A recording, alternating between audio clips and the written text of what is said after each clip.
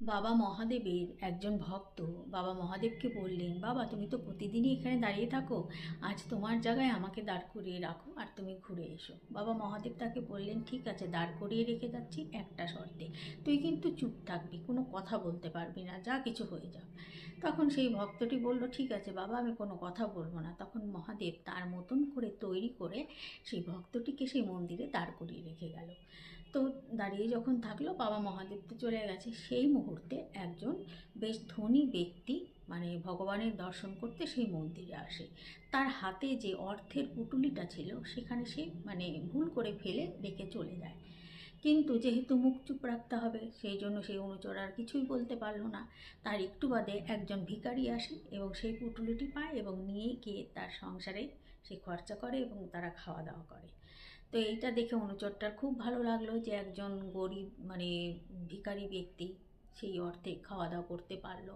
তার একটু পদে মানে একজন নাবিক আসে সেইখানে। সেই নাবিকটি বলে যে, ভগবান বাবা মহাদেব, আমি তোমাকে দর্শন করতে আসলাম, 1 মাস আমি আসতে পারবো না, কারণ 1 মাসের জন্য আমি বাইরে কাজে যাচ্ছি, মানে সমুদ্রে যাচ্ছি আর কি পাড়ি দিতে। 1 মাস বাদে তোমার কাছে আবার আসবো দেখা করতে। তো এই কথা বলে সে যখন চলে যাচ্ছে, তখন কিছু পুলিশ এসে তাকে ধরে এবং বলে যে, এখানে যেই পুঁটুলিটা পড়েছিল এটা তুমিই নিয়েছো।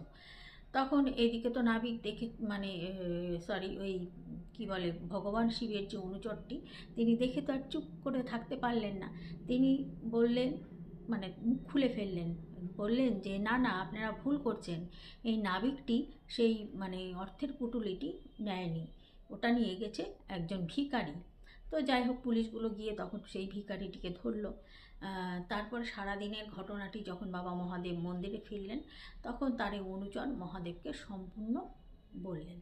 তখন বাবা বললেন যে, এটাই তো মানুষের সঙ্গে ভগবানের পার্থক্য। তোরা মানুষরা যখন যেটা হয় সেটা দেখে বিচার করিস, আর আমরা সারা জীবনের পুরো ঘটনাটা দেখে কিংবা তার জীবনে কি হতে চলেছে, কি ভালো করা যাবে, কি করা উচিত, সেটা ভেবে চিনতে তার কর্মফল অনুযায়ী আমরা সমস্ত বিচার করে সেটা পরিচালনা করি। তো আমি দেখ, ওই ধনী ব্যক্তিটি যেহেতু পাপে টাকা মানে অর্জন করেছিল, সেটা ছিল পাপের টাকা, সেই জন্য আমি সেটাকে ওকে ভুল করিয়ে ফেলে রেখে মানে গিয়েছিল, এটা আমি তাকে ভুল করিয়ে দিয়েছিলাম। আর ওই ভিখারিটা যে পেল, ভিখারিটা অনেক দিন ধরে খেতে পায় না, তার সংসারে তার পরিবার, তার বাচ্চা কাচ্চা আছে, তারা যেন খেতে পায়, সেই জন্য সেই ভিখারিটাকে আমি এটা পাইয়ে দিয়েছিলাম। আর ওই নাবিকটার কথা বলছিস, ওই নাবিকটাকে যে পুলিশ ধরে নিয়ে গেল, তারও একটি কারণ আছে। সেই কারণটি হলো, ওই নাবিকটি যদি জলে যেত সমুদ্রে, তাহলে সে সমুদ্রে ডুবে মারা যেত। সেই কারণে তাকে বাঁচানোর জন্যই আমি এই ঘটনাটি ঘটিয়েছি। তো ভগবানের লীলা, তার কিছু মানে আর ব্যাখ্যা করা যায় না। কিন্তু সত্যি এইটা কথা যে আমরা কিন্তু যা যখন ঘটে তখন হয়তো ভেবে বসে থাকি যে, ভগবান আমার সঙ্গে এটা করলো, এটা হয়তো ঠিক করেনি। হ্যাঁ, কিন্তু এটা আমাদেরকে বিশ্বাস রাখতে হবে মনে, যে উনি যা করেন, উপরওয়ালা যা করেন, আমাদের মঙ্গলের জন্যই করেন। হয়তো তখন আমাদের সেটা খুব খারাপ লাগে বা খুব খারাপ হয় আমাদের সাথে কোনো কোনো ক্ষেত্রে, কোনো কোনো সময়, কিন্তু আমরা যদি এটা মেনে নিতে পারি যে উনি যা করছেন ওনার হাতেই ছেড়ে দিলাম, উনি যা করবেন ভালো করবেন, আর যেটা করছেন সেটা আমাদের মঙ্গলের জন্যই হয়তো করছেন বা করেছেন। রাধে রাধে, সবাই খুব ভালো থাকবে।